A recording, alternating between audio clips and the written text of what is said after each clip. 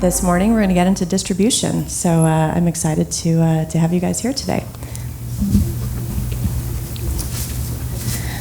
All right, so I want to take a minute and have these amazing panelists here introduce themselves and tell you a little bit more about their background. Hello, I think I've met most of you. My name's Aimee Schoof, and I have a company called Intrinsic Value Films. And we've been around about 20 years now, and made lots of movies that do get distribution. You know, in the beginning, I didn't really think as much about distribution, but it's something that you do have to think about early on. I also have a comic book company called Red Giant Entertainment, where we develop intellectual property for film and television. I'm Sara Elizabeth Timmins with Life Out Loud Films, also a producer. My company's been around for about the same amount of time as yours. And all of our films have gotten international distribution as well. So I've been through that process of having to negotiate the contracts and see them all the way through. Hi, I'm Kiran Maharaj. I'm Managing Director of Caribbean Lifestyle Communications and Productions. I literally grew up in film distribution. My grandparents were in it, and my dad. And he went from distribution into production. And we've done everything from the larger movie studios and their distribution to what is the smaller films, some of them local and regional, and a lot of independents. Excellent. All right, ladies. So the first thing I want to...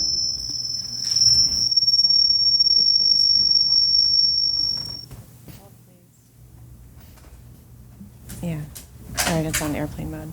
All right, the first thing I want to get into is when should a filmmaker start to think about distribution? Let me jump in. As you're thinking about making your movie, I mean, honestly, as you're putting your film together, you start thinking about who is your target audience. And that really is important. And, you know, maybe for some of you in the room, your target audience, you're just thinking about, hey, it's my friends and family. But I just want to encourage you to think much, much bigger than that. It is absolutely a global market, and for films, with digital these days and internet, obviously, your films have every opportunity as everyone else's to have a global, a global market, a global audience. So when you're thinking about putting your movie together, think about who is this story for, and good stories are international. Good stories resonate. If you've got a great love story or a great action story or a thriller, or it's all about your characters, and are your characters relatable globally? And they should be, because really stories carry. So you want to start thinking about that early on.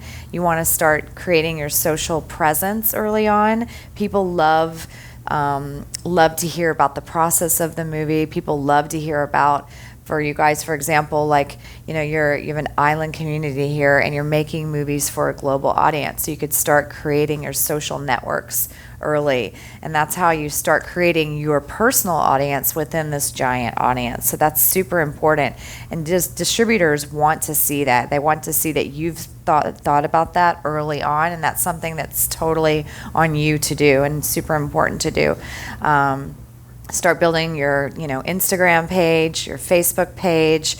There's a lot of other places now that you can start doing that. And even like early on, I think it's kind of fun for people to start putting up just their lookbook ideas, really start engaging, because that is how you do it. And it's really interesting if you study Instagram and you study some of these pages, some of these people, you're like, how the heck did they get all these followers?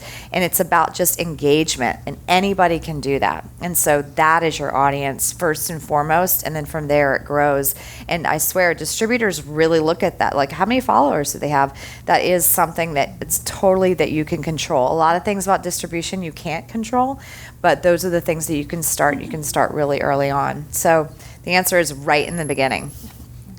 Yeah. All right, I love it. And, one of the things I want to do is I want to take the audience through just kind of defining the types of distribution that are available. So I think we all see when, a big Marvel movie comes out and it's on 1 million screens, and I'm sure that everybody in the room wants, their films to be on 1 million screens across the world. So let's start with talking about the big studio distribution, and is that attainable for an independent filmmaker?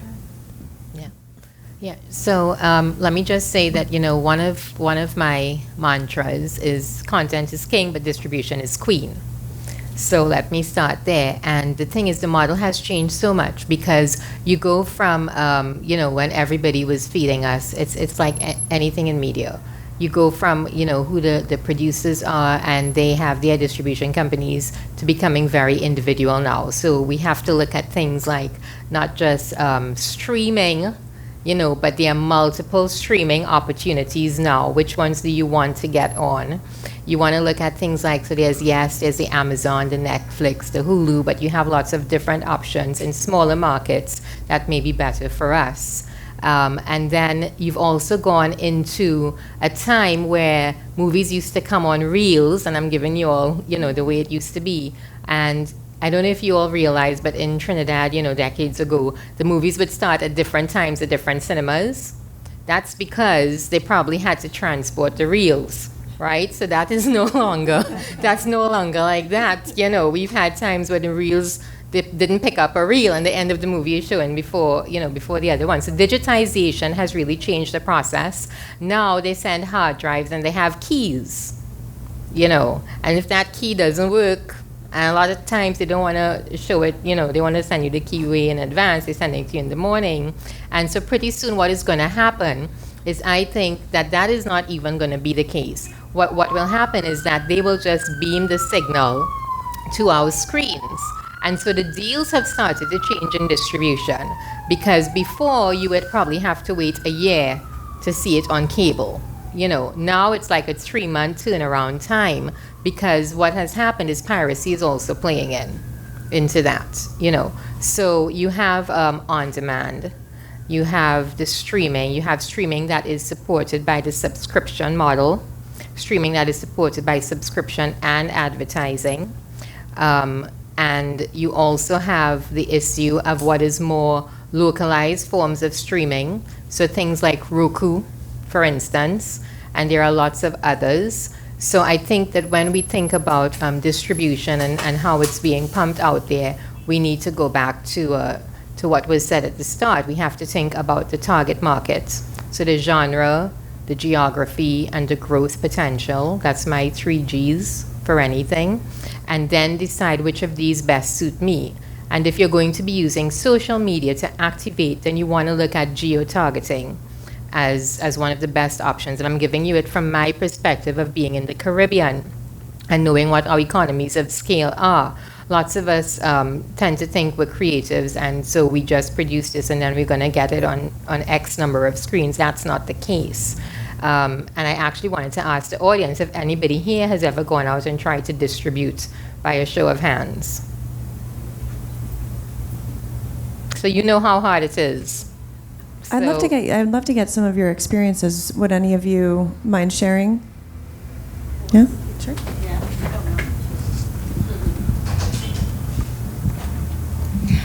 Hi, morning everybody. I'm Lorraine OConnor. So I was the line producer and producer on VOD, which is one of the major feature films done in the last 10 years in Trinidad. The overall budget was about 2.5 million US. And we obviously had to find distribution for the film, and I was involved in that process. So we got a US distributor came on board. Actually, she was at the film festival here. And she was already familiar with Trinidad. She had been coming for a while, but it was at the film festival that we really connected. And I invited her actually to the screening of the premiere. And then, what was interesting in the process is that, first of all, she, when she saw the film in the original state, she felt that there were some missing links. So we had to go and do a reshoot. That she financed as part of the money that she raised for distribution. Actually, she brought on like an angel investor. She didn't have the funds herself. She was set up in New York. She used to be based in LA. So the experience was interesting. The main thing is that I think for us, the Caribbean, like, okay, and I said this in the first date, like, we don't tap in enough to the diaspora. So this film was a musical featuring Marshall Montano, one of our top soca artists. So it was music, and he is very popular. So he has the numbers, you know, on Instagram, social media, and all that. And I think because there's such a disconnect between Caribbean content, the diaspora, and the mainstream US market. So the film opened, which was like a first for a Trinidad and Tobago film. I don't want to say Caribbean because I don't know, but for Trinidad and Tobago film, it was the first to open in over 120 cinemas across the United States. This was 2-3 years ago. So that was quite phenomenal, but it only in most cinemas, it only lasted a week. And it opened the same week as one of them adventure movies or whatever. So that was like our competition. Like, you know, come on. But I think she didn't drill in enough into that diaspora and understand the market. It was also a biracial film, so a black guy falls in love with an Indian girl. So there was different markets that we could have tapped into, and I don't think it was worked properly. So it wasn't a great experience, basically. To boil it down, it wasn't the best experience, but it was a lot of learning. In every obstacle you learn, so a lot of learning came out of that for me and, well, for the rest of the team, and realize where the gaps are in the US market. I think we tend to see the US as our main market, but really and truly, we are a lot more European in the Caribbean than American. Yeah. And we forget that because it's further. Or even Latin America. We don't tap into the Latin American market at all. And again, I mean, we are, from an ethnic point of view, from a geographical point of view and all that, we're much more connected there. We're always looking north, north, north.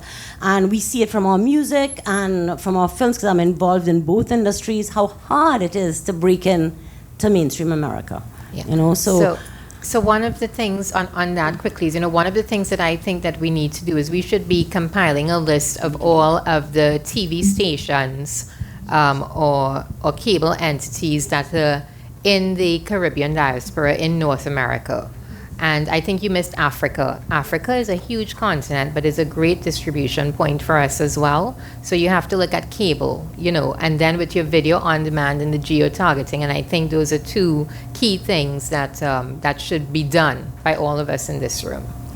And there's two interesting things that you said too, which is, you know, she saw the film and said there's gaps, we want to go back and do reshoots. Well, if you're having a conversation, if you're able to have any conversation with a distributor ahead of time, then you can kind of start to vet that and ask, you know, what cast should we be casting? What can we be doing? I mean, I was going to AFM before I had our first film done, and when I told people that, you know, we wanted to go to Hallmark and it's a family film, everyone kept saying, well, is there a dog in it? And there was no dog, but I'll tell you what, after about 6 or 7 people asked me and told me they could sell a family film on Hallmark if they could put a dog on the poster, we went back and we wrote a dog really quickly into the script, and the dog ended up on the poster.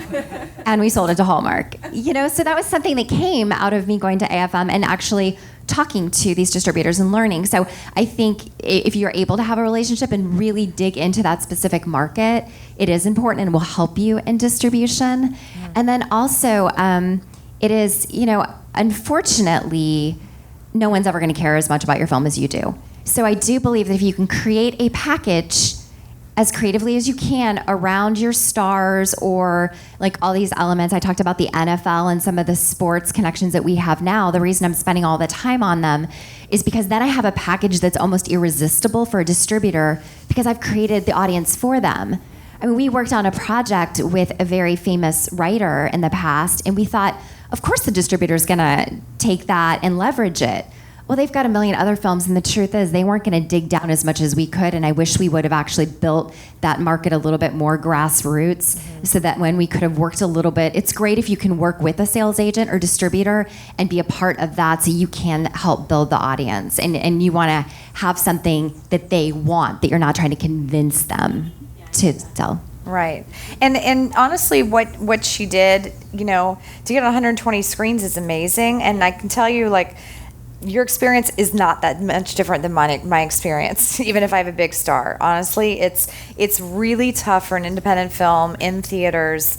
I mean, I would say almost impossible unless you have one of those rare gems to compete with the studio films. And what happens is the distributor has very little money to put towards, I'm going to use a term called P&A. So it's prints and advertising. There really aren't any prints anymore, but it's advertising. So they'll put money towards the marketing of your movie, and usually those budgets, so for example, on the big action films, studio films, they are usually 2 to 3 times more than the budget. Like it's an insane amount of, we're talking millions and millions, 50 million, 80 million dollars on, and guess what indie films get? I negotiate sometimes between like 65,000 on a low side to like maybe 2 million on a high side, and that's for movies with stars, right? So she probably spent 50 on yours, maybe 25,000. Actually, no, if it's 120 cities, you had a decent P&A budget, because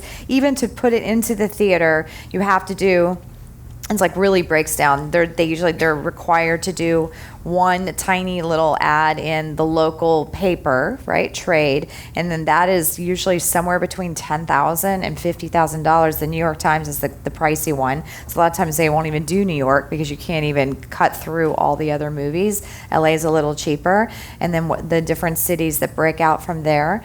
And so that costs money, but what it does do, it's awareness. And so that person walking by your movie poster in the movie theater to go to the Marvel movie is seeing that poster. So when they're in their homes later on their computers or on their televisions and they see all the lists of streaming movies on whether it's Roku or Netflix or Amazon Prime or Hulu, Vudu, Judu, whatever, there's so many, right? They'll recognize that poster.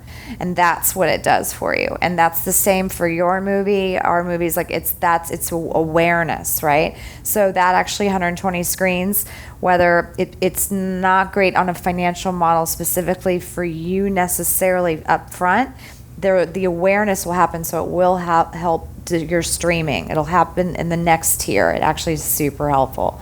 So it's a catch-22. 120 screens is too many, right? So, I mean, but to have, say, 20 cities, 30 cities. A lot of my movies, they go from like either 20 to 50 cities, and they maybe can stick, they can have like, they'll hold for a little longer, beyond a week. They'll stay maybe 2 weeks, but not that much longer, honestly, 3 weeks tops, because it just can't, I can't compete with the other movies, and I say like the distributor cannot compete with the other movies because they just purely don't have the money for it.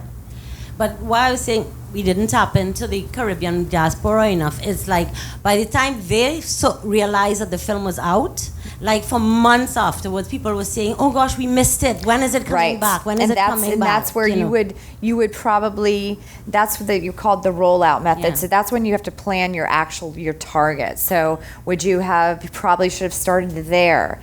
Build your fan base. So you want to start where your fan base is. So for example, I've kind of taken it into my own hands. So I had a movie I shot in Rochester, New York. It was a very Rochester-based film. It's something that happened in that town.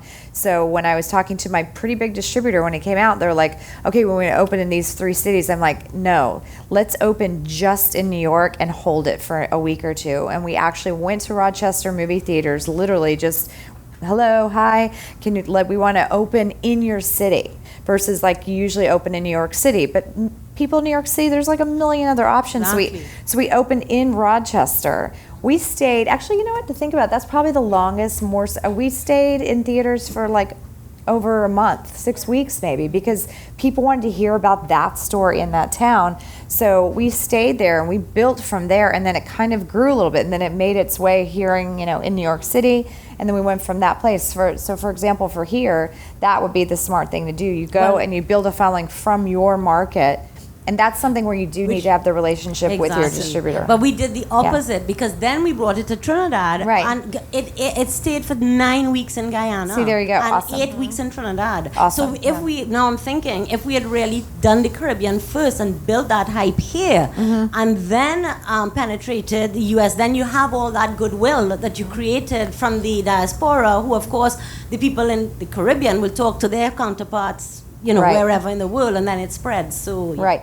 And to be honest, that's probably going to be your best market anyway. I mean, yes, you can compete some with the U.S. market, but if you really, work it, and you could create enough money and generate enough money from that target market. And I think that's a really smart idea. And I just want to, we can keep going because you have a really great business model that you're working on. I was supposed to share that now. No, you don't have to. Yeah. We can wait. Okay, Yeah. sure. No, one of the things I wanted to raise was also the importance of when you're booking your films into cinemas. The timing, really, I wanted to stress on that because I would never have released Against Marvel. I would have held it and not released. And the other thing is, depending on the market you go in, you may have to retitle the movie. So it might not be Bazadi, let's say, in the African market or in the European market, and that's something that I think we miss sometimes, but it's very important. And I think don't be afraid to have the conversation with the distributor. I mean, I think so often we feel like, oh my gosh, I got a distributor, I got to just sign the contract and do what they want me to do. Whereas you have something that they obviously want, so stand like she did in your ground of we know our audience. This is what we're going to bring to the table for you. This was 10 years ago, so DVDs were still, and I think DVDs still are a thing with the local community, right? And people who can see their credit in the film. But we actually wrote into our contract that we had control within a 60-mile radius of where we shot Lake Effects, that we were able to sell DVDs direct, and that we were able to do the releases within 60 miles. So we actually worked directly with the theaters.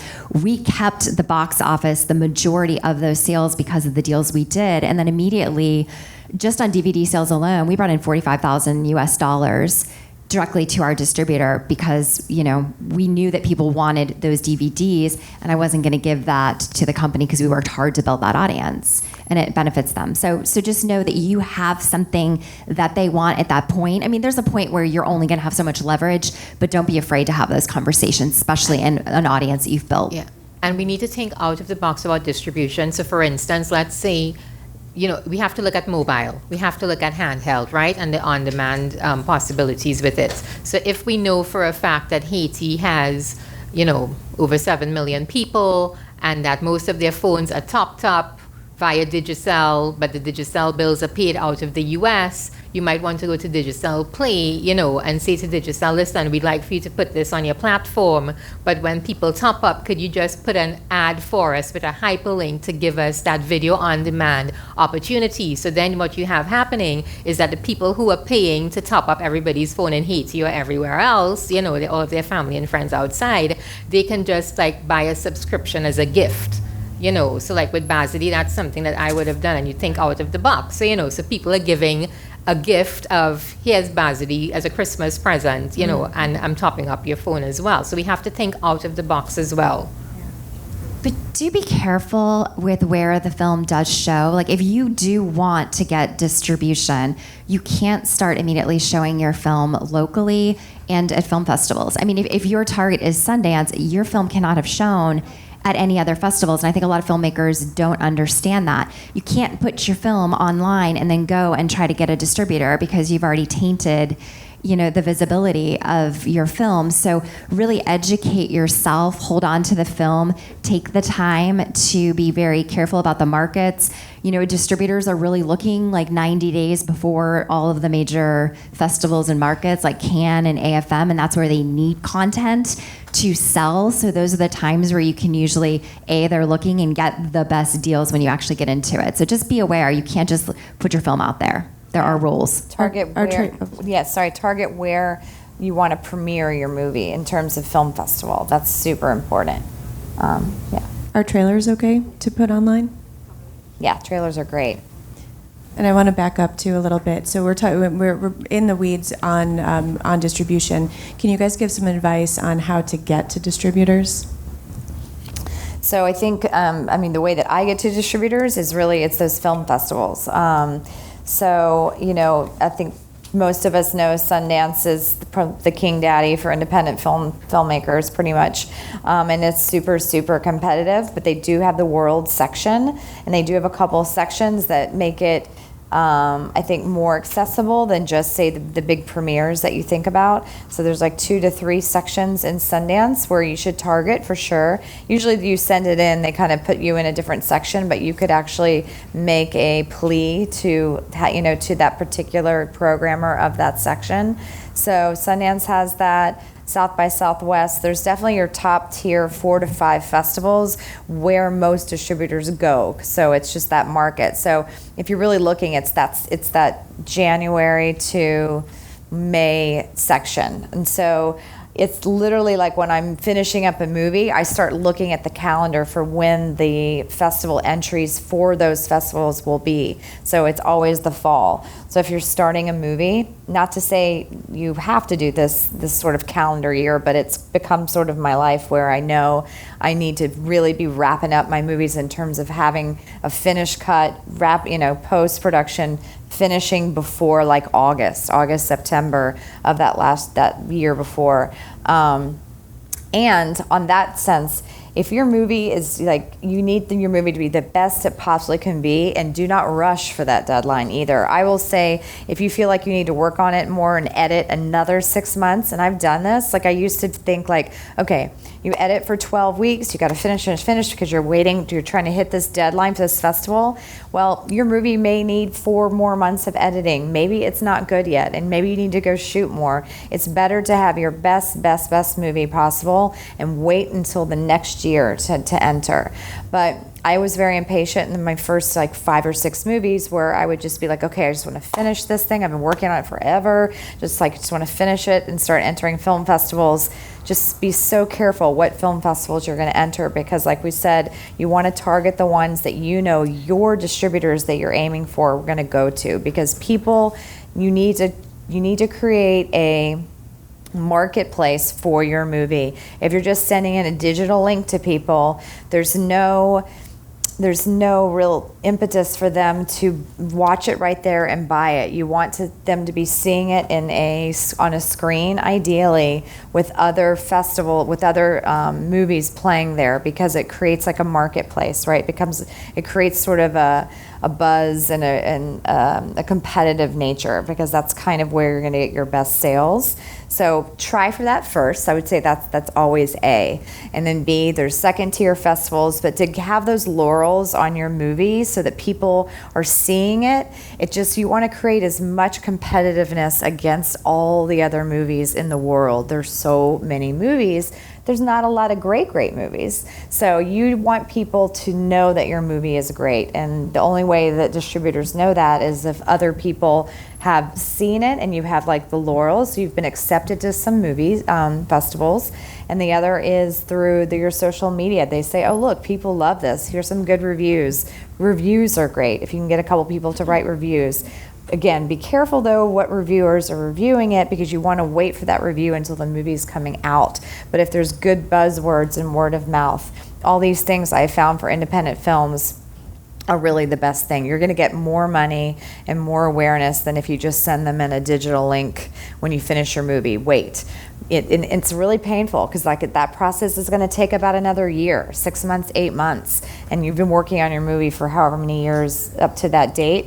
But it really, really makes all the difference in the world to wait and do the festival circuit.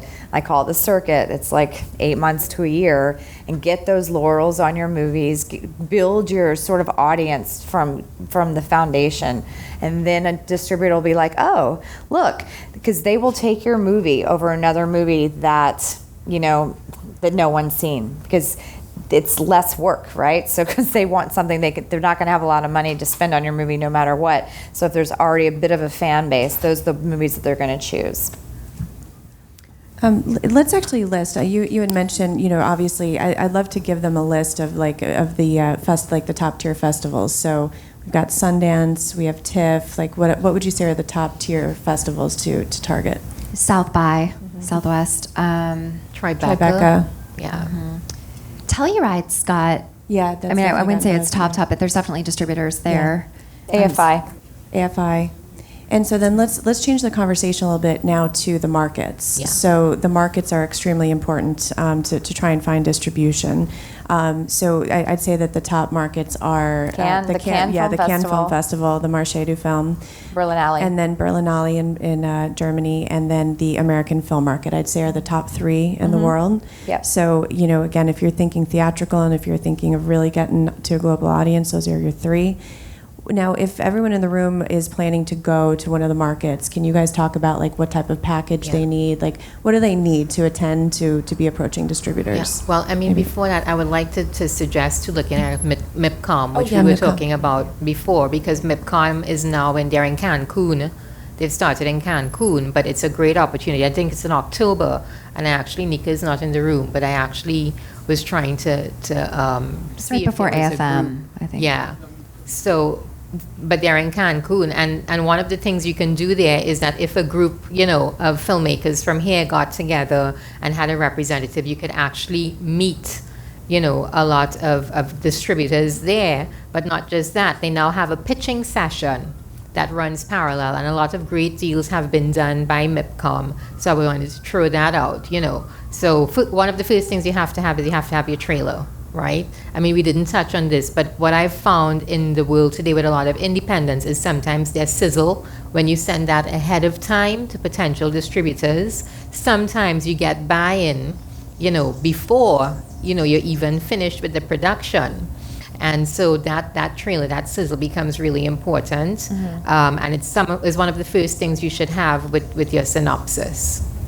Well, and there is a difference between your festivals, there are films that are in competition that are showing. A market is actually literally that, like a marketplace where buyers and sellers and your sales agents actually are there specifically looking for film. And so that's why the markets are so important. Yeah. And to get to know those people, it is like it's really great to actually go yourself, because it's very accessible to just go. You buy the badge and you go and you meet. And obviously, you're not meeting everyone, but you're targeting the countries that are in the place that your film's going to do the best numbers. And you go and you have your sales pack or your digital pack, however it is now, and you have your stars, right? You want to talk about who's in your movie, and you want to have a really great synopsis. You want to have your log line, and then either sizzle, which is the same thing as a trailer mainly, because sometimes they have a little bit of a longer sizzle or even a shorter sizzle. Because again, you're wanting to show your distributor, look, I'm smart, I'm savvy, I'm doing the work for you. And that really is the case for any distributor in any country. Like, they don't want to spend the money on cutting your trailer because it costs, whatever, $5,000. So if you've got a couple options of great things, they'll tell you what they like. And then that's where they go. Like, they set up these booths and they pay money to go there. And they've got a screen running loops of different trailers of movies. So if you've got something that looks really great, they literally just think, oh, look, that's going to be really cool to add to my loop of movies. And then that's how your movie gets bought or licensed. And so it's a great way that you can actually do this yourself, instead of just honestly sending your movie across, emails to random people looking for sales is really tough. It's really tough to break through. It's tough for me even when I have like stars in my movies, because it's really, really tough. So go and be proactive and talk to these people and create the relationships with them directly. Face-to-face is key. When I first went to AFM, it was before I even had money for my first film. But for me, it was important to get a lay of the land. So when I did have a film, I understood how it worked, but also to meet all of the distributors. And I got lucky because the economy had just tanked, so the market was pretty slow. So I really had the opportunity to meet individuals. But then when our film was done, a year and a half, 2 years later, I had the names of all these individuals. I had a relationship. They could recognize me and had a face to put with the name. And, to your point earlier, we didn't, we waited till the film was done. We got everybody in a room. We didn't send it to somebody so that they could watch like half of it and then stop and go to the bathroom and then play with their kids. And they don't get like the full effect of having an audience in the room with them. We invited our top 14 distributors. They laughed at me and said, Sarah, no one's going to actually show up. We had 13 of them that showed up, got them all in a room. Then they saw all of the other distributors that were vying for the same film. After the next day, we had offers from 12 of the 13. But it all started with starting those relationships face to face, following up, inviting them, not showing. They'd be like, oh, but you know what? I don't know if I can make it. Can you just send me the film? Nope. And, you know, we're going to screen it for the first time and the only time right then. You know, if there's an opportunity a month later, we'll send it to you, but I don't know that that opportunity is going to be available. So you like create a sense of urgency and you use those relationships to lever. And I mean, they all showed up. They were like, they all knew each other. And they're like, oh, you're here. Oh, they're vying for this film too. And we kind of created a bidding war. So now we were in the hot seat of something that people wanted. And that all started from my experience at AFM, which also cued me into the dog thing. So it is really, really important. But, you know, one thing I did learn is I think a lot of filmmakers go out and you get all these beautiful packages printed that you carry around in a big backpack and you do all your meetings. And what I learned is don't spend the money on all of those materials, in my opinion. Mm-hmm. I will have one really pretty, maybe glossy, and I don't actually really do this anymore, but you could do it, is have one that's really pretty that if you were sitting down across from somebody, you can kind of flip through it or show examples of like the visual feel of your film. And maybe have a thumb drive that has your trailer so that literally they usually always have a computer or setup where they could just put it right in and screen it right there, make it very easy. But if I leave anything, it's usually a one sheet. Yeah. And that way they can see it. It goes in a pile that's, if it's like day 3 or 4 of the market, the pile's like this tall. So you know they're probably not ever gonna get back to that pile again. So then what I always do is make sure I leave there with an email address and then follow up with an electronic version of that. So I would save your money and not print out 20 to 40 packages. Keep it simple and just know that the following up electronically is or even a card, easiest. like those Go cards, you know, like The postcards? yeah, postcards are good as well. Yeah, you guys touched on, you know, something great. Was on Stage 32, we always say 50% of your job is your craft, and then 50% is networking, because this is an extremely competitive business. And, you know, every single person in this room has a film, but realize that there's hundreds of thousands of people around the world that also have films that are vying for the same exact thing that you want in this room. So how do you set yourself apart? And what these ladies just said, being in person makes a huge difference. And so if you're serious about it, you know, you do need to be in person. Yeah. Did you have questions?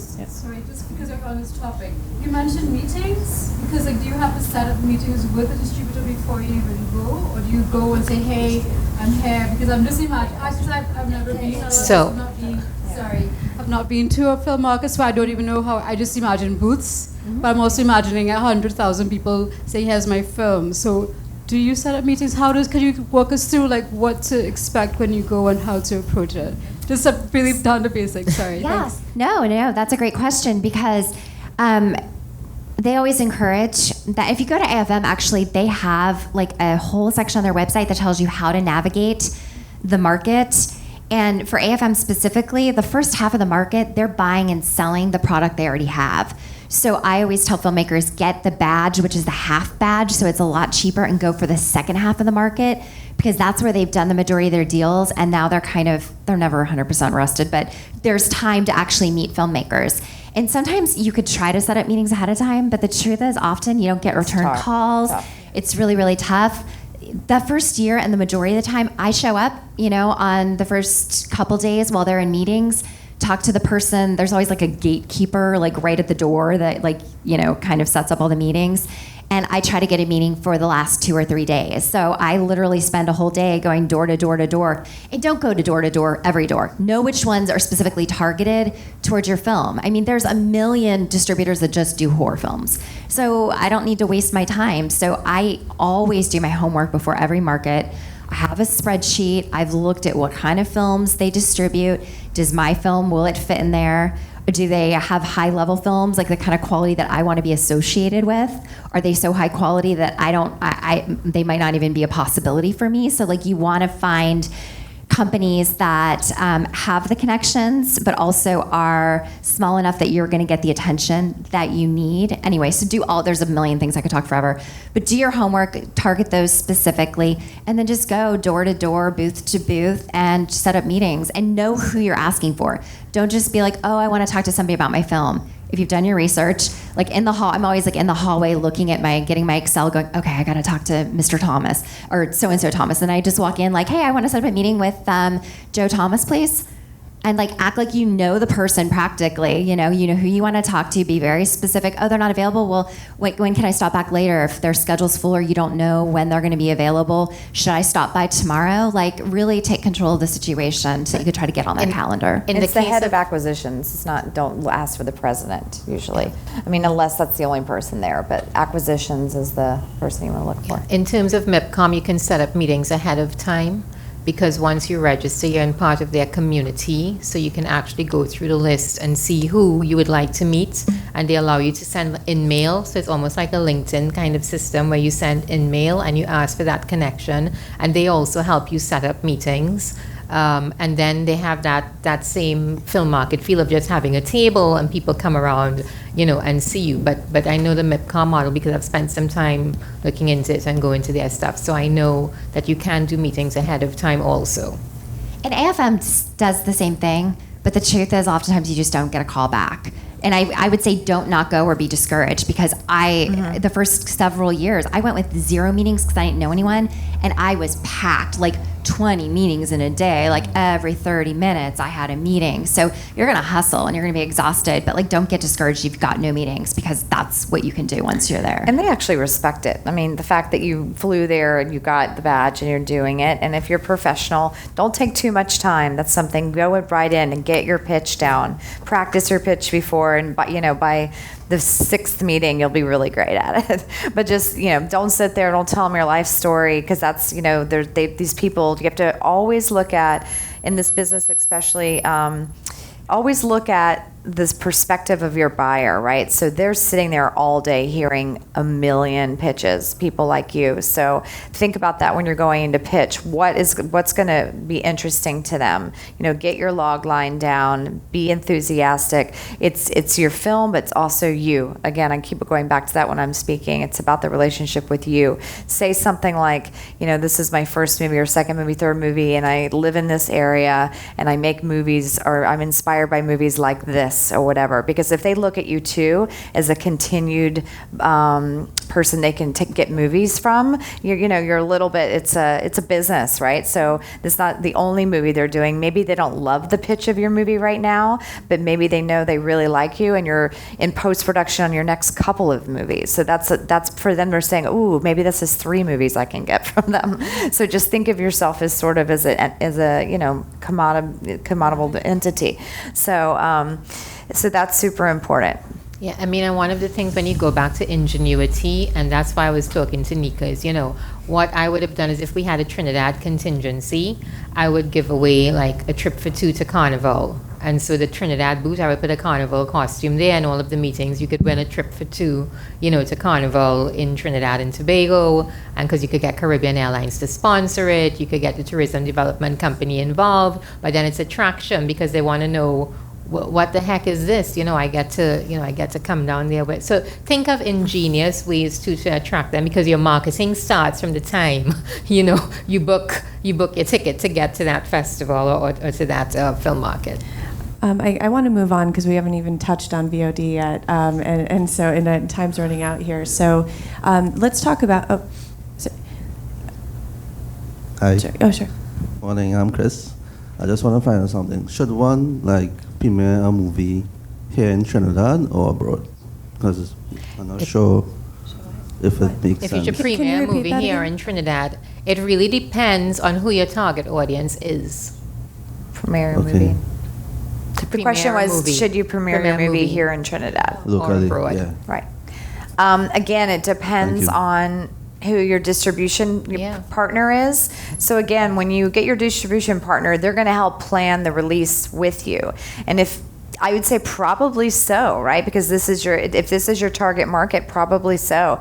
And then, there's so much. There's the theatrical, then there's the different tiers. So that'll segue into what you're going to ask, right? So you have your theatrical, and you want to keep your theatrical usually So the old school market was that you're going to theaters first and you want to play there as long as possible, and then it starts releasing in different tiers. Now it's pretty much called day and date, and so they want to have the movie come out in all the ways at the same time. So they're going to be coming out on video on demand and theatrical at the same time. And I don't really know many indie sort of level distributors that are going to do it differently. So that is the current way to do it. So for that reason, it's probably a great idea for the films to premiere here. Just depends. Talk to your distributor about it. So it'll come out on VOD at the same time as theatrical. And then that's how you get word of mouth of your movie is VOD. And so you want to have your reviews up there, you want to have your trailer up there, and you have to push like crazy on your social medias, because that's how it's going to expand. And so after it's on pay VOD, basically for a while, it's the streaming services. The VOD is when there's a pay structure. It lasts there for a little while, usually depends, 2 months, 3 months, maybe a little less. Then it'll go down to the next tiers. But it's just the market, that part of the market has changed so much over the years. It used to just be there used to be DVD, which for independent films was actually one of the most profitable revenue streams, and now that's gone, unfortunately. So it's tough. So that VOD really market, that pay VOD market, is where indies make money. And so it's tricky. And then the third is just, it's the streaming platforms that are a little less expensive. And then that's also for us, I think, for our peers and our audience, that's where people are going to buy the most. Like my friends aren't going to go for the first, maybe, but they're going to wait till it gets to $2.99 versus, whatever, the $14.99. They're like, Aimee, we love you, but we'll wait a couple more months. But again, it's about word of mouth. But for the way that where the distributors are going to make money and you're going to make money is that first tier. So you really want to push with them and plan with your distributor and know where those are. And then there's television. So television has almost, I wouldn't say replace, but it's the part where you can really make some great money in this platform, because the TV distributors and sellers, they actually pay a little bit more. They're going to pay more for your movie, and they don't have to spend as much as, say, theatrical, because they're not competing with the other, with the P&A that's called, with the other movies. So TV is a great place. So this MIPCOM of what she's telling you is really a great place to go, because for streaming and the VOD, it's a little easier in, basically. Like it's just digital. They send it in. For television, they have their windows. They have their set shows that they're playing, and so then there's sales involved there, and they know what those sales figures are. So it's that's, for me, when I'm looking at it, those are the people that I want. Like if we can get a deal on I don't know, gosh, what's an example of a TV market these days? But they're better. There's better money there, and you have to plan that with your distributor again, because that's usually the first place you go, and then it goes to VOD. There's so many different tiers. So go to MIPCOM and these places and talk to the TV buyers as well. Well, I think that for so long we've been in this mindset of theatrical, and the truth is it's so far and few between the films that are actually going theatrical, and the truth is also that when you go theatrical, you're usually losing money. Yeah. You are spending money to get eyes and to get the awareness, like you said, to see the poster, or your trailer's going to be playing in front of other films that people are going to. Like, that is it. But distributors usually lose money on that and then make money on all these markets. So like, it is a slam dunk if you're actually getting on some of these streaming services or television. So like, kind of put theatrical out of your mind as like, that means that you've like made it. Because no, any of these other platforms and VOD is actually making it now. So I think we have to create that shift in our mindset. So Sarah Elizabeth, how do they get on these streaming platforms? I think at the indie level, it is finding a sales agent, because a sales agent is like a broker for your film. You can't go directly to Netflix or Hulu or Amazon and some of these places and get the deals that you would want. And that goes for all of the other Apple and other streaming services and television or TV buyers. So a sales agent literally is going to take your film, make sure that the trailer and the artwork and everything is exactly what they think their buyers are going to want, and then they will go to France, to Spain, to the US, and then they're going to sell the television, they're going to sell the streaming services, they're going to market it for you. And then they'll take a percentage of that sale. They will also pay back their expenses, whatever it costs them to actually do the deal, and then you get the remaining money. But they're going to broker your film, and that's really your best bet because they have the relationships. The buyers trust them. They will collect the money from you, and collecting money from a foreign country is not easy, and to guarantee that you're actually going to get all the paperwork done and all that. So leave it to somebody that knows what they're doing. Your goal is to find that distributor, and those are the sales agents, and that's who's at all of these markets. Yeah. And NAPKey and all those. Yeah. Question. It's good day. No, I have a specific question about practically the Netflix. I have a project I'm working Can't hear you. A specific question for Netflix. Can you hear me? Yeah. Better. I'm working in co-production with French people for a next project. And we are at the development stage, but I talked to the Netflix France representative, and the Netflix France representative basically say that being based in Trinidad and Tobago and being a Trinidad and Tobago, I should say, content, we should meet with the person of Netflix, which is in charge of the Caribbean. And one of my questions, I think I asked you, Amanda, and I share it with everybody, is can you identify that person? Not right off the top of my head. Yeah, they're based in Paraguay, I think. Okay. So Netflix, Latin America, Caribbean, that's where their office is, I believe. So I've actually met the GM like 2 years ago. So that person is in South America, yeah. But is it the way it works? I mean, is it segmented, Netflix, by territories? Yeah, yeah. Because, I mean, if it is Paraguay, that means that we depend on Latin America, Yes. and we have practically no chance because they will take a Latin film before taking English-speaking film. I mean, I'm anticipating that, but Yeah, so I mean, I think the first, because I went through that whole thing of talking to Netflix about getting Caribbean content on, you know, and the truth is they, Latin America, while they say Latin America and Caribbean, the Caribbean is always seen as this little drop, you know, in everything. And so the protocol is, though, because it was Netflix LA who told me, who redirected me to him, the protocol is that we go to him, right? We go to that office. I wouldn't say it's out of the box because Netflix strategy is what we call long tail. We were talking about that earlier. You know, so they actually look for niche markets. And I think right now, honestly, the Caribbean stands a really good chance because Netflix has to find new markets because of what is going on, you know, that whole Disney fallout, and they're rethinking their strategy. So I would say don't give up. Don't look at it going in negatively. Look at it going in positively and presenting your case. At the end of the day, we're selling ourselves. so you say that it is a Paraguay counterpart? Yeah, I believe it's in Paraguay. Yeah. Okay, But it's if you Google it, you would find the office, Netflix Latin America office. Okay, I could email Yeah, why not? I could email you the That would be contacts cool, information.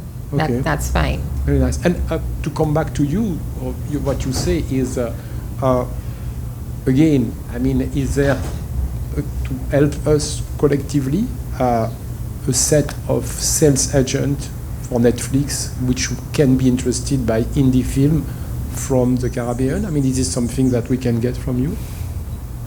Like a short list? It's a short list of sales agents that are Which reputable. may be interested. I mean, I'm just saying that to That be are proactive. And So This is a great segue for you. So this is why I really think that we need to have a contingency at MIPCOM because Netflix is there. You come back to another point also, which I wanted to make when we talk about, MIPCOM, etc.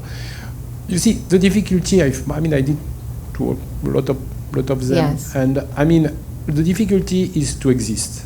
Yes. And to exist, we in Trinidad have a very strong material because we have this joie de vivre, this, music, this vibrancy of Carnival. And I want to tell just a little story is for my documentary, which I did in 2011 for Calypso Rose. Yes. Which was a biopic. What we did is we were able to did a private concert of Calypso Rose on the beach during Cannes Film Festival, which of course it was for practically 200 people, and it was very impactful, Yes. and everybody loved it. But to make it happen, I mean, the part of input of Trinidad and Tobago was minimal. Yes. I did it with Cinéma du Monde because my French co-producer was able to put us into the Cinéma du Monde that you probably know. And I had Guadeloupe to help me because Rose went to one of their pre-show that they put together and be part of it. So I feel that what I think we should consider, and I mean we can maybe also consider that in the plan for Trinidad and Tobago, is organization like FilmTT, if by miracle and chance they get more budget, you see, to be able to settle this kind of well-produced presentation of what we have through maybe music, through a Trinidad and Tobago can party, you see. And again, I say well-produced because it has to be trendy and it has to be, on the point, But that is something maybe we should try to see. I'm not do that tomorrow, but, in 2-3 years, prepared properly with sufficiently of movie which are making sense, you see, and which have an international appeal. But I believe this is the kind of things that I always have suggested, you see. And when you talk about good idea also to bring people to Trinidad, it go both way, We have to go there, but we have also to bring people here. So that is another set. It's a full package that we can put together. You see? I think that's great. I think that's what you have to do. But I think this is a good segue to talk about what you're up to, right? So Netflix is not the only streaming platform. There are lots of others. We hear about Netflix a lot because they're one of the larger ones. But for what we're doing, trying to reach a diaspora, I've recently discovered, I don't want to disclose too much because I'm in discussions, about it right now. But there is a streaming platform that exists that reaches, they're in over 100 countries.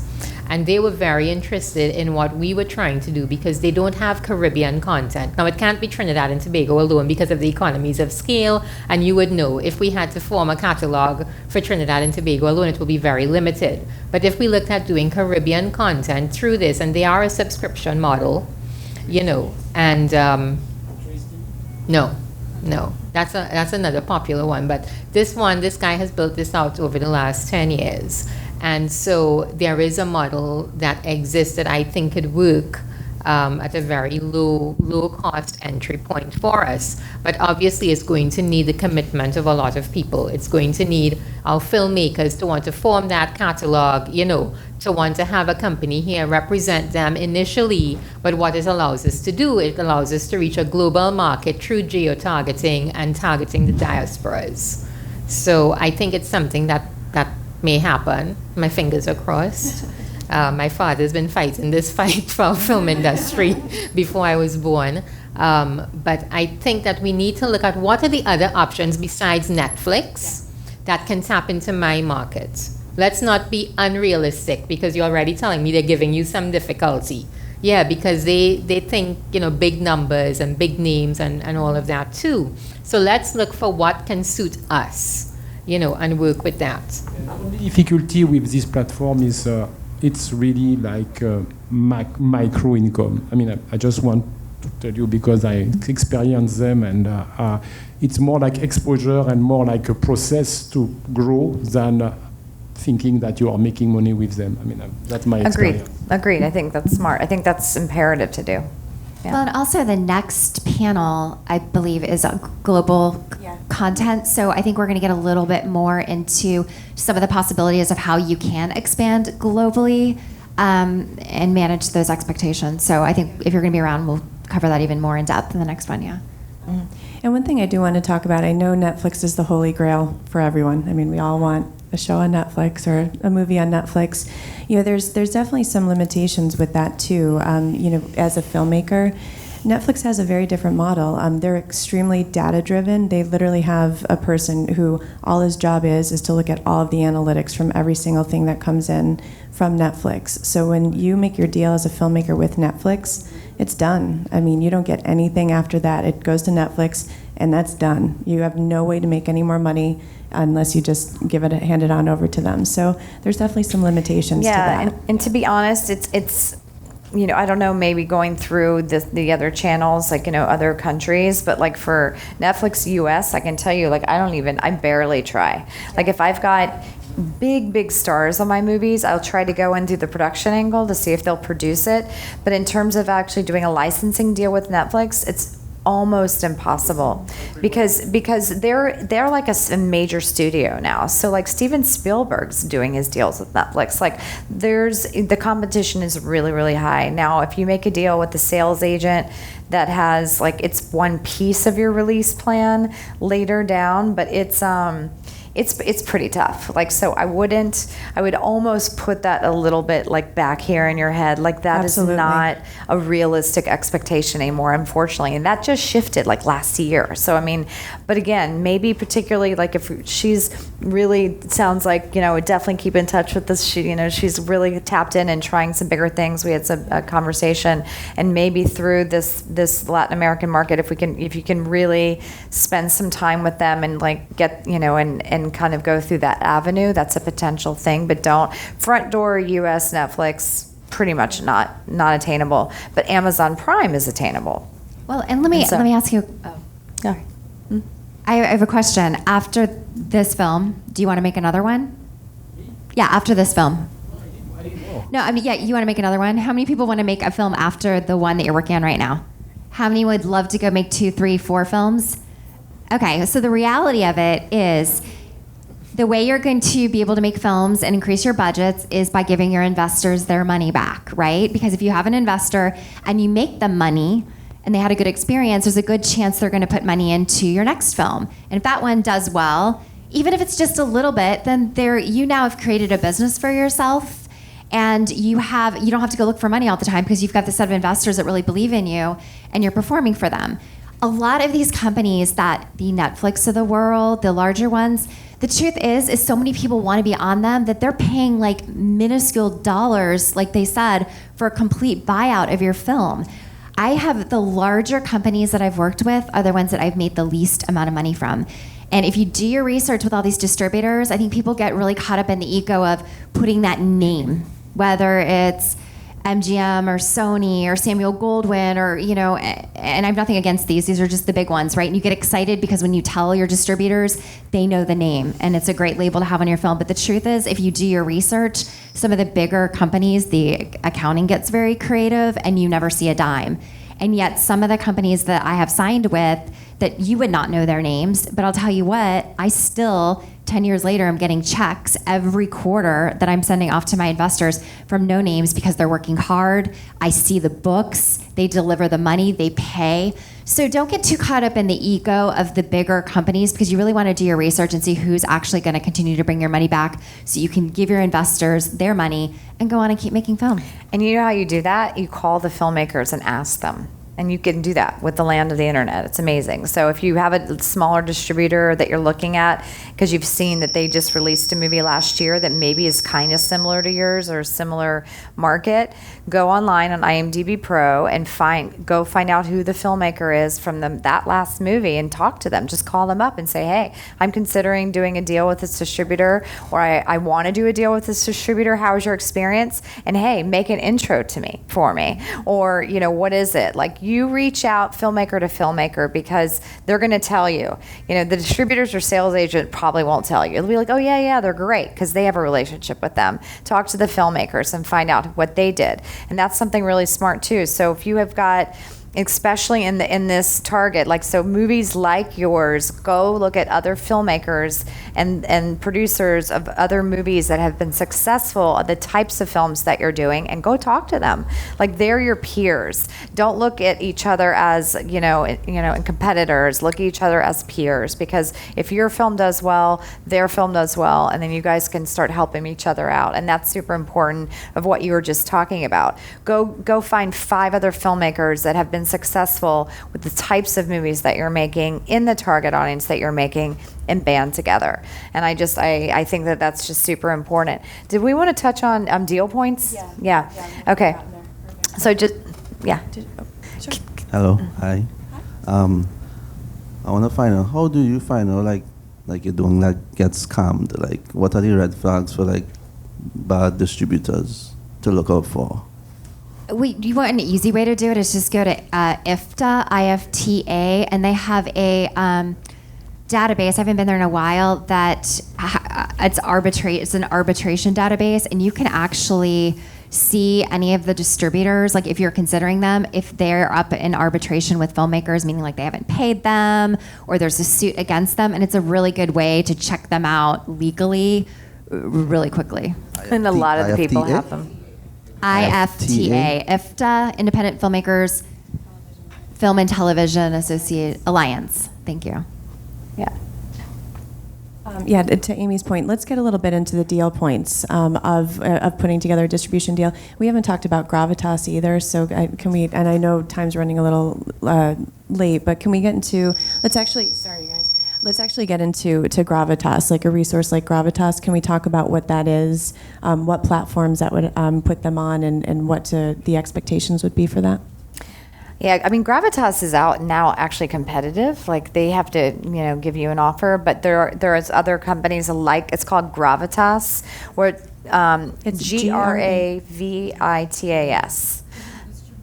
It's a distribution company. They used to be more of a platform where you could just sort of, it's called plug and play, where you can make a deal with them where they will release your film for you and take the fees, but they're not super, super highly selective in the terms they have this flow, this distribution system. They have become more competitive lately, where they're actually paying a little money for movies, and they have a few. I just did a new movie with them, and they have a theatrical tiers, and they spend a little money. But there's other companies like Gravitas where you can release your films on their platform for a fee. It's a pretty hefty fee, but they do the work for you in the sense that they've already got all the channels of where your film's going to be released. So those are definitely companies that are interesting to look at. I would suggest trying the other avenues first, because you're going to make more money on the other avenues, but their platform is definitely a decent one. I was actually fairly happy with my experience with them, and I just did something with them on one of my last movies. It's a small, tiny sci-fi movie, and they loved our trailer. Like, they pretty much just said, yeah, we want to release this, and they offered us a little bit of money because of they loved the trailer. So again, it's about your marketing materials. But we have a few minutes. Should I go into the basic deal points real quick? Yeah, and we can go a little bit longer too, because we started a little late. Realistically, for smaller films, we'll talk about what the deal points that are important on your contracts, right? So that you make the most money possible. So there's a thing called the thing we all want to see in our contracts, which we may not necessarily see, is called your MG, your minimum guarantee. And that's the check, basically. That's like the money they're offering you up front for your movie. That figure can vary from zero, which happens a lot, to up to $1 million, $2 million. But honestly, for low budget movies, that's usually between zero and say $100,000, $150,000, and that's the money you get right off the top. Now, that's an awesome number, and that's the one everyone looks at first. What are you offering me? But then there's a few other points that are super important. So your expenses, and that's what your distributor is going to spend on your movie. This is such a tricky thing. They're going to want that number to be high. And so what's interesting is that if they're doing just a digital release for your movie, that number should be very, very low because we know that it doesn't cost much what they're doing. So you want them to spend a little bit of money on your movie because that's what the ad spaces that they're putting the advertising on. But you don't want it to be too high because that number is then carved out before you start seeing more money. So it's kind of it's a little bit of a thing. So obviously we all want us to get money up front. Like I say, if your budget's $50,000 and you're offering you $75,000 or $50,000, you have a home slam dunk home run. Awesome. You get to pay your investors and you make a little money.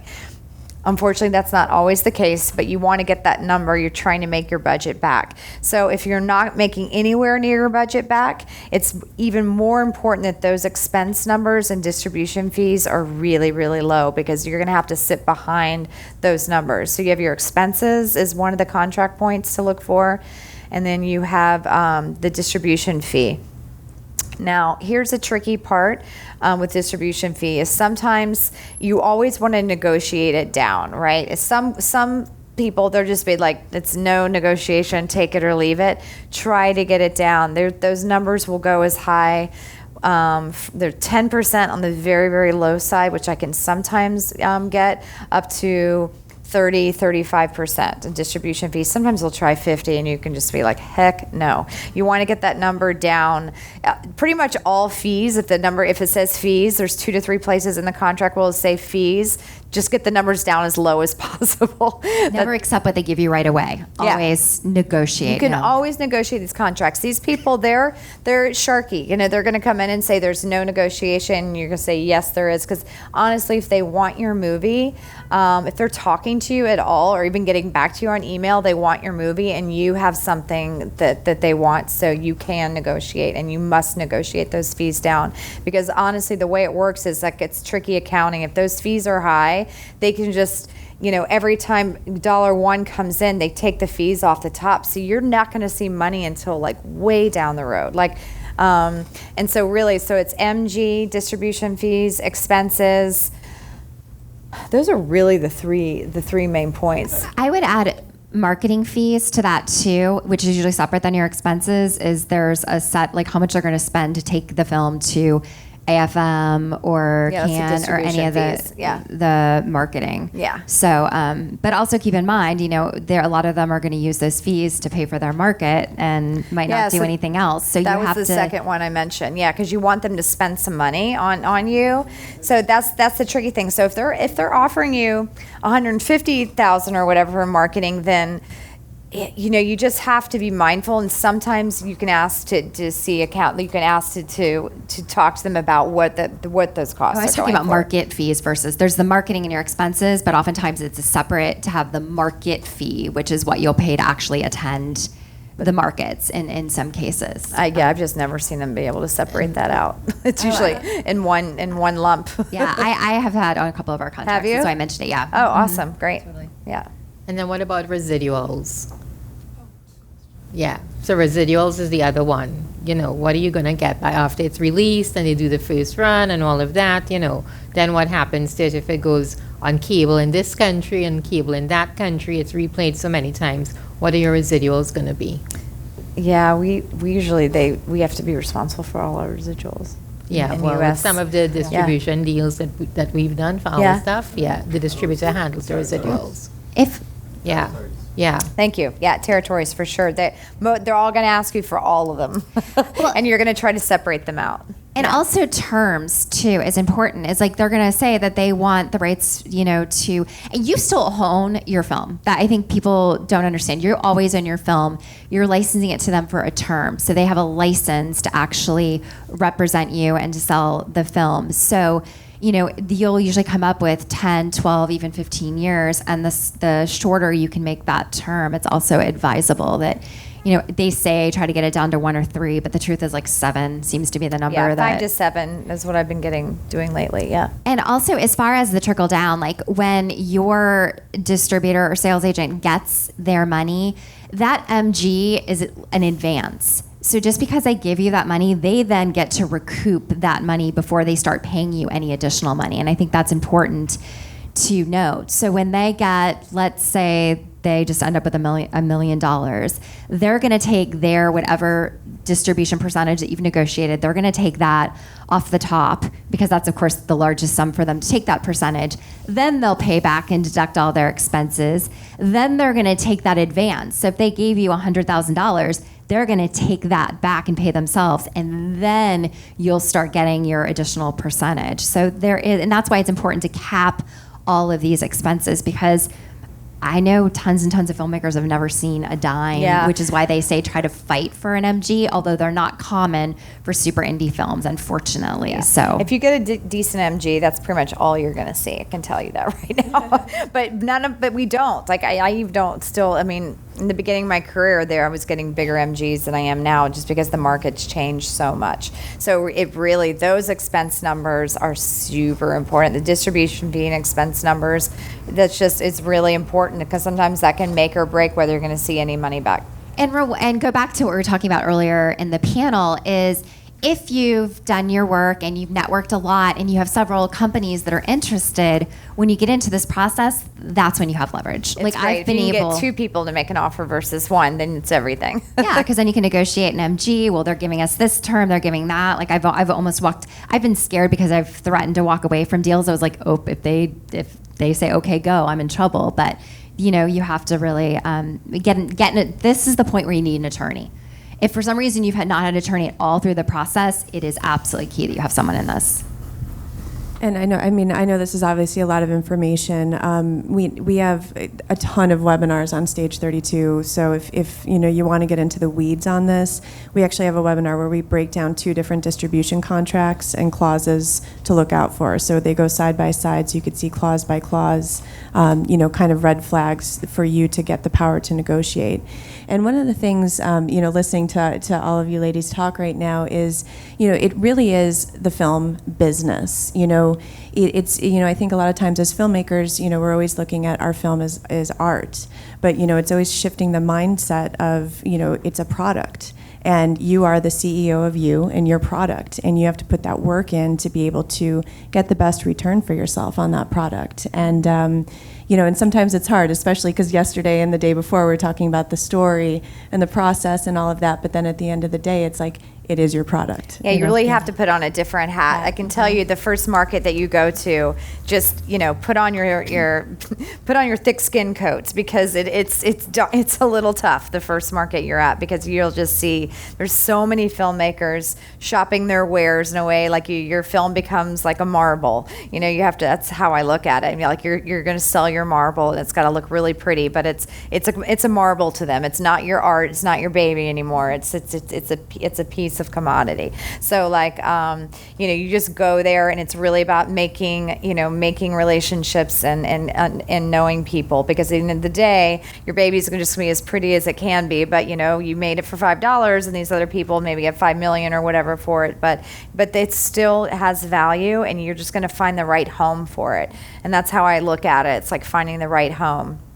And maybe that person's not going to pay you the money that you want for it, but if it gets out into the world, that's awesome, because at the end of the day, I think we all want to keep making movies, and so it's awareness. If you made 10 movies and no one's heard of any of them, it's going to be hard for you career-wise to keep making movies, unless you are very lucky and your family just keeps giving you money or something, which is awesome. But your family wants to see it. Your family wants to see the movie out in the digital world. So that's important. It's finding the right home. And frankly, I'm always looking for new homes. I'm not really in love with any of the homes I've had, to be honest with you.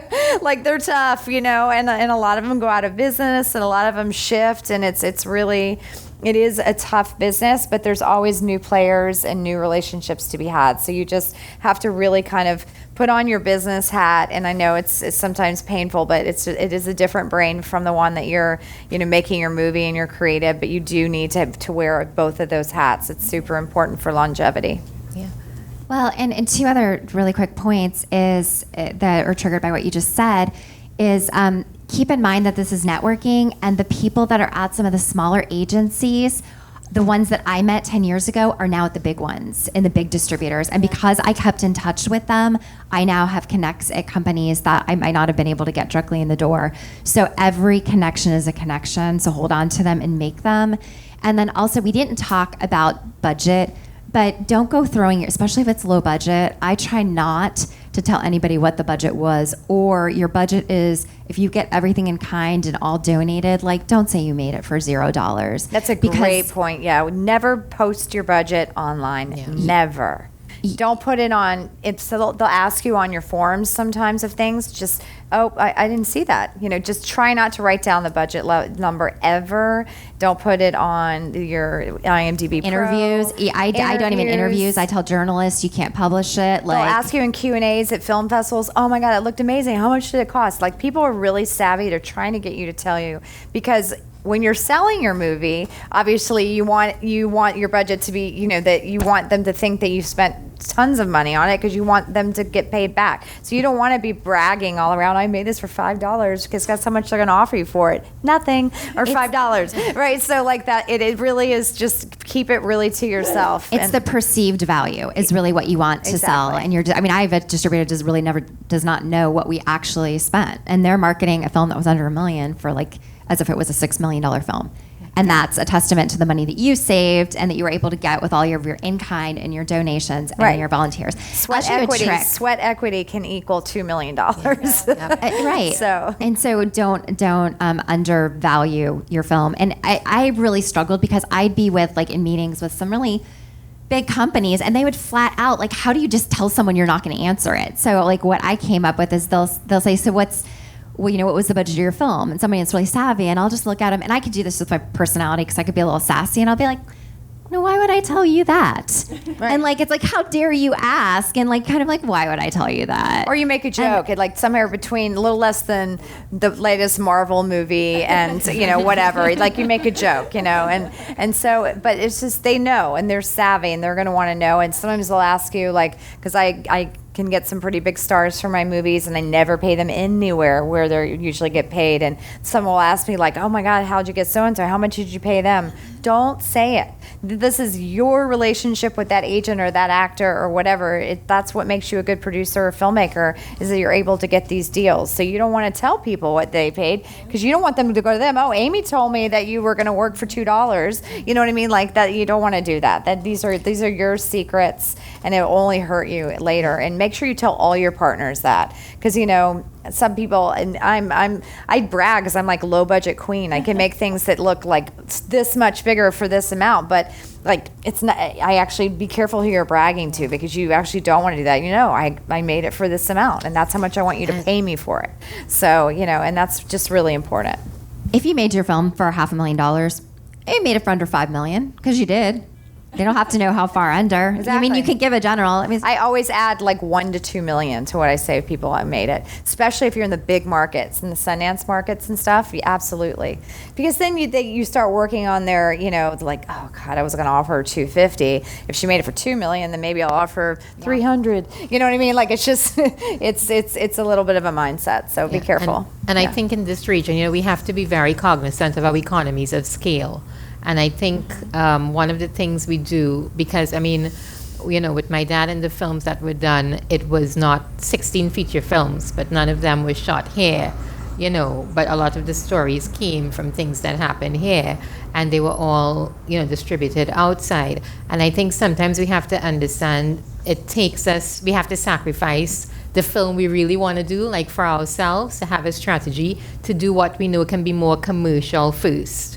And so I think that's something that we really need to consider, and what is the business model around that, just for us to get that foot in the door and for us to get on our way. So bear that in mind. So think about that a lot. And the other thing is, I really think that distribution has to be one of the first things we think about. I wanted to remind everybody of that.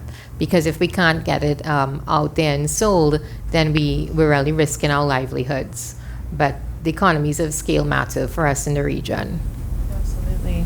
Do we have any questions in the audience? Sure. Is there a microphone out there anywhere? Oh, perfect. Thanks for all the great advice, ladies. You said something really important that, you have to start thinking about distributors like really early on. And so 2 questions. Say you don't have the funding to go to a market, but you've done the research and you know, okay, these people will possibly distribute my film. What do you approach them with? Like, if you're calling them by email, and can you approach them with something like just a treatment and a log line? Or like, how far along do you need to be? And what, say you don't go to a market, what can you send them? How can you reach them? Don't send them the log line and treatment. They're going to want to see it. They're going to say, show me the movie. That's what they're going to say. But I think, again, if you can get into any type of film festival, no matter what it is, like, obviously go for your top tier, that's when sales agents and distributors start, like, their ears start perking up. Like, if there's a competitive environment where they're going to miss out, and I know this is weird, but that's how it is, you're more interesting. And if that's not the case, it's still good for you. If it's a smaller, like if you target someone that you think is really going to like your film because they've done some other movies that sort of like it, and say you've entered all the film festivals and you didn't get in, you've done your legwork and you're a year out, you've entered 20 festivals, you didn't get in, you're sort of like, oh no, then it's okay. You can have your awesome trailer, have your log line, and you can reach out, introduce yourself and say, hi, I live here, I'm not able to make it to the markets, but I really want you to see my movie, and they'll watch it. So that you absolutely can do that, but try those other things first. You want to try to go in with the most powerful foot forward, or go through a filmmaker, like I said. Really try that angle through someone that they've made money on or already have a good relationship with. Get the intro by that person. Yeah. I always suggest intros. I even get intros with people now where I can pretty much go in any door, but they're going to be like, yeah, whatever. You're just the same as the other 50,000, filmmakers that I want to talk to. But if I get an introduction from the last person they just made money from, or someone that they want to do business with, then I get an intro that way. There's just that level of, just connection where you get on the call list, you're higher up because it came through somebody they know. Yeah, and your net worth is your network. So even on LinkedIn, what I've found has worked for me sometimes is joining some of those communities or blogs, and even asking people for advice, and then they kind of get to know you in cyberspace like that. And so sometimes if you really need advice on something, you call them and say, listen, I have this or I have that, and you connect with them. But don't discount, those social media type communities. Stage 32 has a great community. I've been monitoring it, and I think that's one of the definite ways in, because everybody's connected to everybody somehow. Absolutely. So go through stage 32. Yeah. Say, I want to get to this distributor. Who knows them? And someone, you guys have so many people. We have a distribution lounge, so you can just go in there and just ask a question, and people will come in with advice for that. And a couple of things to that too. And to your point of reaching out for the first time. First point is networking completely, 100%. And the one thing to let you guys know, it doesn't happen overnight. It takes time. We're not selling our movies tomorrow. So, really invest in yourself, invest in your relationships, invest in meeting someone who knows the person you want to get to. Like Aimee's point is spot on. A personal introduction goes further than any type of cold query. But if you are cold querying, and you have to take a first step somewhere, how do you set yourself apart? Like, think about that. How do you set yourself apart from the 50 other emails that they got that day? And if you've gone through the work already in building up, a following for your film, if you can show them, hey, look, I've got 100,000 Instagram followers and, support from my local community, that sets your film apart. So if you are cold querying, think about them. It's always about what can you do for the other person. Make it less work for them. Yeah. So you're in your emails, just little simple things like in the body of your email, put any little log line, like dialogue quotes from reviews, links to your Instagram, link to your Facebook, link to your things. So all that should be in your signature line, like links about the movie, so they don't have to go look. If they have to go away from your Facebook page or from your email to go look for your movie, information on your movie, they're not going to do it. So you want everything to be right there in the body of the email, so they can go like, oh, whoa, they've got this thing, they've got this. They can just link right to the trailer. So all that in the body of your email. And I like bullet points. I don't like paragraphs because I think it could be really daunting. It's like bullet point this, bullet point that, and so on down the line. And one thing to kind of grab quick attention to is if you do have support locally, and let's say you have friends, family, or if you could get someone higher profile to tweet back at you, some sort of an endorsement, I found that to be great inside an email. If you just kind of put a tweet saying like, my film X, this film XYZ was the best film that I've seen all year. It just really sets you apart. And we covered this on one of the other panels. I can't remember which day it was, but don't laundry list. Just don't. Short, sweet. I mean, you have to be able to just capture their attention really quickly. Yep. Cool. Any other questions? Anyone? All right, guys. Oh, wait, one more. Hi, my name is Kevin Adams. Well, my question, I'm not sure how it would 100% pertain to this panel, but I'm doing this thing called, I'm doing a crowdfunding on Seed and Spark. And what they do is they have like a distribution platform as well. So I'm wondering if that's like a good play after you do something like crowdfund with them, they help you build the audience, and then go to their distribution platform. Is that? I don't know much about their distribution platform. RB, I saw you just entered. He was asking about Seed and Spark and their distribution part of their platform. Are you familiar with that? I think they select certain. If I mean, this is the way they used to do it. I haven't looked at it in a long time, but they select certain projects that they want to get behind, and they stream them online. Their platform is sort of a dual thing where they serve filmmakers, but they also serve people who watch movies, the consumers. So the consumers buy tokens, or at least they used to. Those tokens are used to watch the films. Those films are the filmmakers, the producers. It's monetized so that they get paid that way. I do think, though, that they take some of their films and they bring them to festivals and everything like that as well. Just the ones that they get behind, not the ones that are funded through the site. That's up to you now. Once they're funded, to go get the distribution. Yeah, so find out a little bit more, and you can ask questions to Stage 32, and because yes, it's awesome if someone's offering to do that, but read the deal points and the contracts and see, because there might be a blend where you could use them and go through more traditional routes. Yeah. And I do know, a lot of filmmakers do love Seed and Spark. It's definitely a very indie community. I just don't know enough whether or not they're making money on the distribution side of the platform. I do know that I think as a company they just went out for a financial raise. So I don't know. So put the question in the Stage 32 distribution lounge. Yeah. Okay. Any other questions? Thanks, All right, guys. Thank you guys so much. We appreciate it. Okay.